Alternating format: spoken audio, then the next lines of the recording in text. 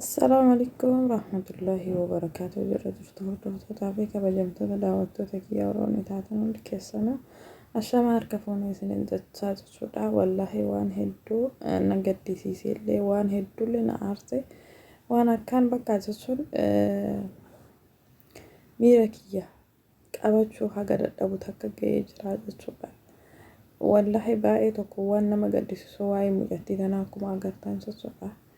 Wantiin isirratti raawwatame kun waan hedduu akkaan hamileellee nama cabsu himee dubbachuun illee haga nama dhibu takka jechuudha. Maaliif nu biyyatti intala gannee ilma ganneetiin biyyaa baanee jechuudha. Nama hedduutu biyya Arabaa kana keessatti intala yookaan immoo daa'ima kagatee biyya ambaa keessatti jiru hedduutu jira jechuudha.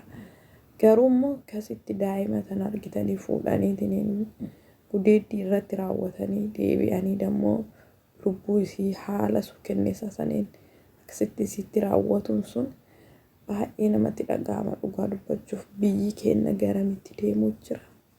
Biyya qabna jenneetiin biyya keenya galuuf deemna moo biyya hin qabnu jennee biyya ambaa kana keessatti jiraachuutu irra filannee jiraanna moo akkamii?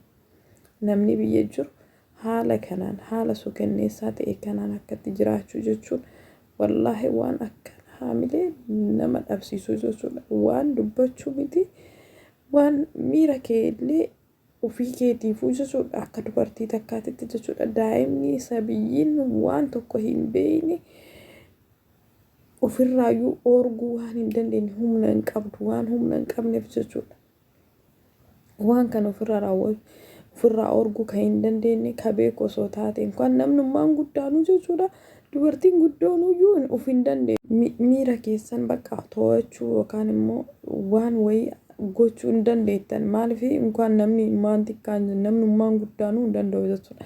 Daa'ima waan takka hin beekne ka barattee hin quufne ka taphattee hin fiigne ka fiidee hin quufne jechuudha. Maatii isii tuffuu jechuudha. Isiin waan argitanii ninjaa wallahi baay'ee tokko natti dhagahame jechuudha. Mucattiin Simboo jedhamtu tun akkatti suukenneessaa irratti raawwatan daa'ima xiqqoo tana waggaa umrii 10 keessatti jechuudha. Haala kanaan isii gudeedanii deebisanii isii ajjeesanii deebisanii mukatti isii fannisuu jechuun wallahi kun cakkaanyinata yookaan immoo gara jabina akkaan gara jabina hedduu nama gaddisu jechuudha. Namni akkatti garaa eega walitti jabaatti onummaan biyya ambaa keessa teenneetiin namni garaa nuti jabaatu jedhamu inni hunjiruyyuu biyya ambaa nagaa qabdi wallahi jechuudha. Biyya ambaa keessatti nagaa argannee jiraataa jirra. Biyya keenya keessatti waa hedduu dhageenya waa hedduu jechuudha. Hatta bakka ufuyyuu dadhabnee jirra jechuudha. Amma wanti akkana akkamitti raawwata? Maal biyya hin qabnu moo nama hin qabnu moo mootummaa hin qabnu moo maali kana hagana mulu gara jabina intala tanarratti raawwatu jechuun maaliif kun hundi ka ta'eef maaliif jechuudha. Maaliif hatta lubbuu isii inumaayyuu baratamaa jira biyya keenyatti dubartii tana akkana hin godhinaa jechuurra godhaa jedhanii akka waan barsiisaniiti. Dhugaa dubbachuuf baay'ee natti dhaga'ame jechuudha.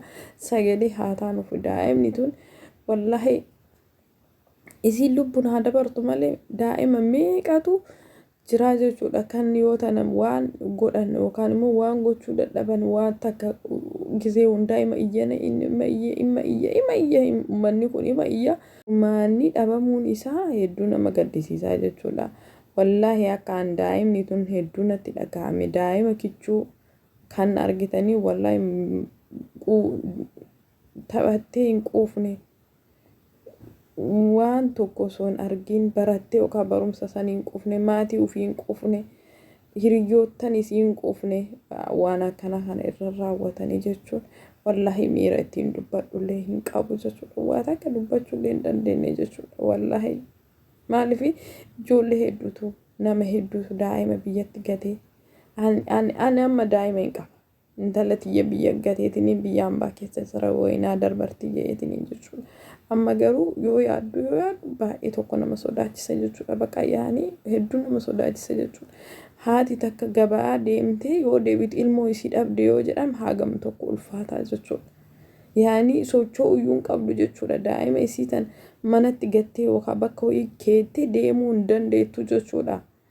Maalirree hagana mulu cakkaanyinanni akka nama biyya hin qabneetitti akka waan haamilee nu cabsitan dhugaa dubbachuuf mootummaa hin qabnu moo maali sila milishaan hin jiru poolisiin maarree ግን ምንም faayidaa warra hin qabne bas nyaata bichaa dhugaatii bichaadha moo akkami yaa rabbi furmaata keetummaan nuu kenni silaa wanti isarraa dhabamtu takka hin jiru wallahi miira ittiin dubbadhullee hin dhabe wallahi baay'ee tokko na gaddisiise wallahi mucattiin tun garuu furmaata argachuu qabdi yaani maatiin isii biyaan sababa isii nama biraatiif iyyamu qaban wanta san argitanii wanta akka nama akkas godhesan wallahi waan argitanii addabaabaayii yookaan immoo uummata keessatti waa wayii godhanii yoo nuti hin agarsiisin wanummaan mootummaa qabna jennee yookaan biyya qabna jennee dubbannu inuma hin jiru jechuudha.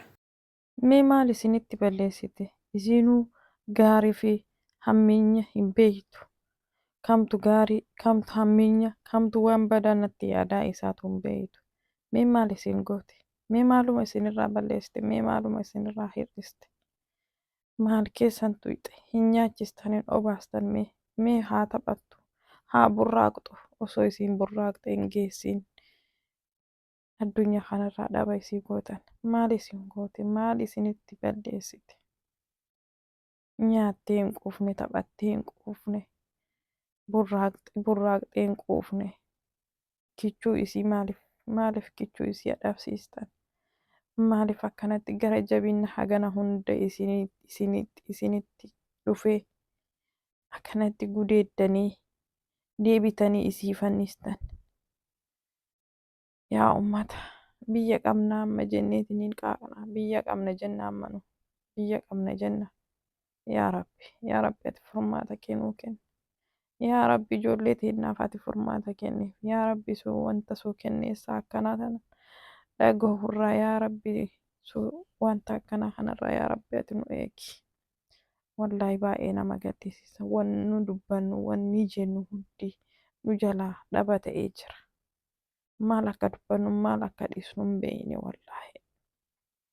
Mee wallahi burraaqxee taphattee quuftee hin jenne daa'imatti akkana jirtu tana. Ta waan takka hin beekne ta hammeenyaa fi gaarii adda baafattee hin beekne. Ta namni waan gaarii na yaadamu waan badaa na yaada jettee ka hin beekne akkanatti isii kuchuu kuttane.